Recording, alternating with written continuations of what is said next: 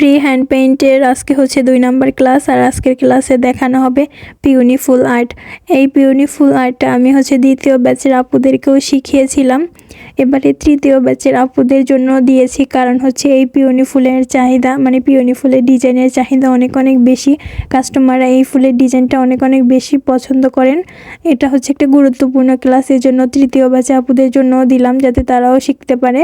তো এখানে পিওনি ফুলটা আর্ট করার জন্য আমি প্রথমেই ফ্রি হ্যান্ডে ফুলটাকে ড্রয়িং করে নিচ্ছি, আপনাদের যাতে বুঝতে সুবিধা হয় যে আমি কিভাবে করে এই পিওনি ফুলটা আর্ট করতেছি। এজন্য কিন্তু ফ্রি হ্যান্ডে হচ্ছে ড্রয়িংটা করে নিচ্ছি। আমি যেহেতু আর্টের বিষয়ে পারদর্শী, এজন্য কিন্তু আমি এখানে যেই কালারটা দিয়ে ফুলগুলো আর্ট করব সরাসরি ওই কালারটা দিয়েই কিন্তু ফ্রি হ্যান্ডে ড্রয়িংটা করে নিচ্ছি। হ্যাঁ, আপনারা কিন্তু যারা প্রথম হচ্ছে এই ফুলটা আর্ট করবেন তারা কিন্তু হচ্ছে মানে হোয়াইট পেন বা পেন্সিল দিয়ে হচ্ছে ফুলটা ড্রয়িং করে নিতে পারেন। প্রথমেই সরাসরি রেডি কালারটা দিয়ে আর্ট করতে যাবেন না, আপনারা পেন্সিল দিয়ে আগে ড্রয়িং করে তারপর হচ্ছে ফুলের ভরাটগুলো করবেন। এতে করে আপনাদের সুবিধা হবে, কারণ হচ্ছে একটু পাপড়িগুলো এলোমেলো এদিক সেদিক হয়ে গেলে পরবর্তীতে আপনারা যখন রঙের কাজ করবেন তখন রঙের কাজটা মানে ঠিক করে করা যাবে পাপড়িগুলো। আর যদি আপনি রং দিয়ে আর্ট করে ফেলেন তাহলে দেখা যায় যে এটা পরবর্তীতে ঠিক করা যায় না। তো এখানে আমি পিওনি ফুলটা আর্ট করার জন্য লাল কালারটা নিয়েছি, লালের সাথে হচ্ছে সাদা শেড, মানে 2টা কালার কম্বিনেশন রেখেছি। এখানে লালের সাথে সাদার কম্বিনেশনটা দিলে, মানে সাদা কালারটা দিয়ে একটু শেড দিলে দেখা যায় যে ফুলটার কালারটা একটু মিষ্টি টাইপের কালার হয়ে যাচ্ছে। কালারটা কিন্তু দেখতে বেশ সুন্দর লাগতেছে। তো এরপরে আমি হচ্ছে একটা একটা করে পাপড়ি আর্ট করতেছি আর পাপড়িগুলোকে হাইলাইট করতেছি। এখানে কিন্তু সাদা কালারটা পাপড়িগুলোকে হাইলাইট করার ক্ষেত্রে ব্যবহার করতেছি।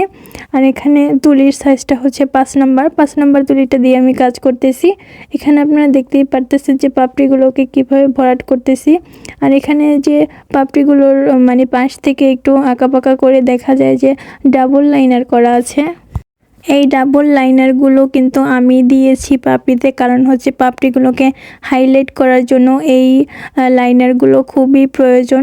এভাবে করে দিলে আর্টের সময় পরবর্তীতে কাজটা করতে অনেক বেশি সুবিধা হয়। আপনারা হয়তো বা দেখেই বুঝতেছেন যে এখানে যে আমি ডাবল করে লাইনারটা দিয়েছি ওই জায়গাটা কিন্তু ফাঁকা রেখেছি।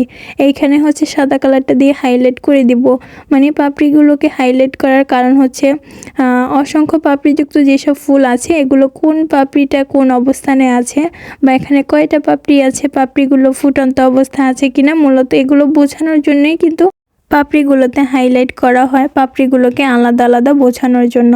তো এখানে কিন্তু আমি প্রত্যেকটা পাপড়ি ভরাট করে তারপর হচ্ছে মাঝের দিকে পাপড়ির মাথা থেকে সাদা কালারটা দিয়ে হালকা করে মানে একটা শেড দিয়েছি। এখানে কিন্তু লাল কালারটার সাথে খুব ভালো করে হচ্ছে সাদা কালারটা মিক্স করে দিতে হবে।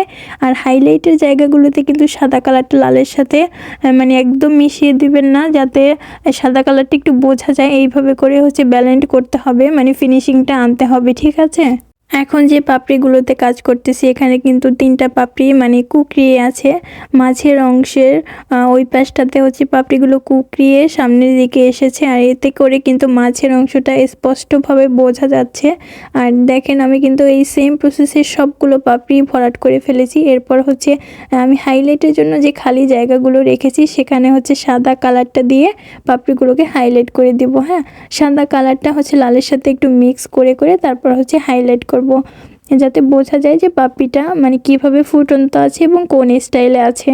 এটা তো দেখেই বুঝতে পারতেছেন যে কিভাবে করে হচ্ছে হাইলাইট করতেছি। আর এই হাইলাইটের জায়গাগুলোই কিন্তু আমি হচ্ছে ডাবল লাইনার করে রেখেছিলাম, সেখানে জাস্ট হচ্ছে সাদা কালারটা দিয়ে হাইলাইট করে দিচ্ছি। এটা করলে কিন্তু ফুলগুলো দেখতে বেশ সুন্দর লাগে, একদমই জীবন্ত লাগে। আর একটা আর্ট করার ক্ষেত্রে অবশ্যই জীবন্তভাবে ফুলগুলো আর্ট করতে হবে, যাতে মানে কাস্টমারের দেখেই মনে হয় যে এটা একটা জীবন্ত ফুল ফুটে আছে, একদমই ন্যাচারাল লুক। এরকম অসংখ্য পাপড়িযুক্ত ফুলের কিন্তু হাইলাইটটা হচ্ছে মোস্ট একটা ইম্পর্টেন্ট পার্ট। এতক্ষণ আমি যে এই পাপড়িগুলোকে ভরাট করেছি তখন কিন্তু বোঝা যায় না, আর ফুলের সৌন্দর্যটাও কিন্তু মানে বোঝা যায় না যে এখানে মানে দেখা গেছে যে অনেকগুলো কালার করেছি। হ্যাঁ, কিন্তু কোন পাপড়িটা কিভাবে করেছি, কোন অ্যাঙ্গেলে রয়েছে এটা কিন্তু বোঝা যায় না।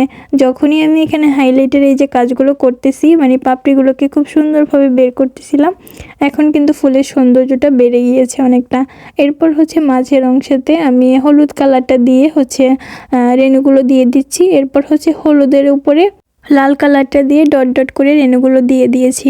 এখানে 3টা পাতাও অ্যাড করে দিয়েছি। আর পাতাগুলো আমি হচ্ছে অনেক ক্লাসের ভিডিওতে দেখিয়েছি, এজন্য হচ্ছে এখানে আর দেখালাম না। এবার পাতার উপরে হচ্ছে শিরা উপশিরা দিয়ে দিচ্ছি হলুদ কালারটা দিয়ে।